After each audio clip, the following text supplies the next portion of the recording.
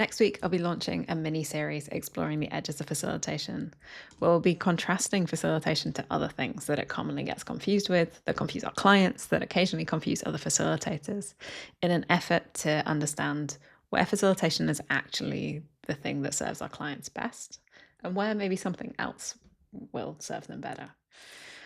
As a little warm-up for that, I want to introduce you to one of the things that makes that conversation a little bit complicated, particularly in an international context, which is that a lot of languages don't have words for facilitation. So they have to find other ways of explaining what it is that they do. Luckily, my guest from the first week, where we're contrasting consultancy to facilitation, is my Icelandic guest, Lára Kristín Skúladóttir, who has a very beautiful metaphor to get round the fact that Icelandic does not have a word for facilitation. And I asked her to share it with us. So this is a little trailer for one of the key topics that we're going to explore in the main program, which is how do facilitators use expertise and how do they see their role? I hope you enjoy it. When I tell people what I do in Icelandic, I can't really use the word facilitator because that doesn't translate directly into Icelandic as such. So I early on I did have a little trouble in deciding what word do I use, how do I tell people what I do, what this means and what it is.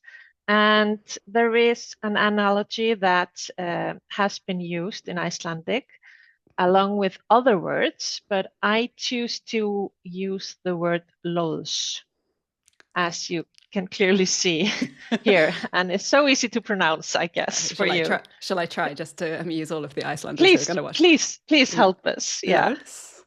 Lols. Okay. Yeah. I'll do my best. And what does that mean? This is a word that is the Icelandic translation for a maritime pilot, who is this mariner who has specific knowledge of an often dangerous and congested waterway, such as harbors or river mouths, as defined. And the reason I find this to be a useful and beautiful analogy is that it describes how the maritime pilot is a specialist and a professional in knowing the local details, such as the depths and currents and hazards on the way for ships in and out of harbors.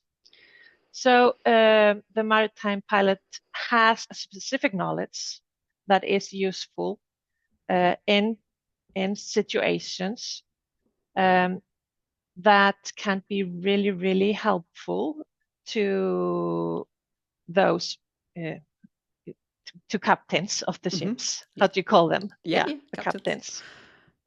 So so there is a specific knowledge the maritime pilot brings in how to navigate, not what kind of ship you want to have or how you steer your crew or whatever, but it's about how you navigate. And one more thing about this analogy is also that I think is the most important one is that the maritime pilot, it does not take charge. He doesn't go and take charge and leave the captain like without responsibilities. He never takes the responsibility from the captain, which I think is such a good way of explaining what a facilitator does. Facilitator does have the professional knowledge of navigating challenges and projects, but never takes the responsibility from the business owner of that challenge. I think that's a really, really nice, I think that's a really, really lovely metaphor on many levels, because I think as facilitators, a lot of the time we're seen as very neutral people, and our expertise has been like not forgotten, but like it's not something that we showcase, and there's reasons why we don't necessarily showcase the expertise that we have. Yeah. But we do have it, and we know where, like we have this contextual awareness of where the potential pitfalls of a particular situation are, and we're using that to guide the group. Yeah, exactly. And our professional knowledge is, we want it to be hidden because it should look like it's easy for participants. Yeah. So in a way, it also, like the maritime pilot, the small boat there, it just goes along with the big ship maybe. It doesn't take much space or is really like shouting out that it's there. It's just there helping, but it's really can be the make or break of if the bigger ship gets like safely in and out of the harbor. I really like it.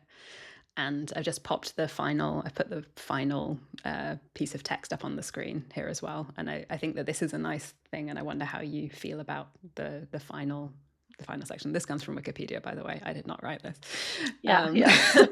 So it says they board and temporarily join the crew to safely guide the ship's passage. So they must have expertise in handling ships of all types and sizes. To me, this resonates deeply, and I know there's lots of debate about whether facilitators are part of the group or whether they're outside the group, but this kind of a temporary team member or a temporary leadership, not a dominant leadership role, but like guiding yeah role. But nonetheless a leadership role as well. I really like that. If you enjoyed that little taster, you might enjoy joining us next week back on this channel, where Lára and I unpack the topic of facilitation versus consultancy in more depth, where we look at the differences in purpose, mindsets, toolset, and skill set. If you don't want to miss out, you can subscribe to this channel, and that will get you notified about that video and other ones in the series, like moderation and training. Hope to see you there. Bye.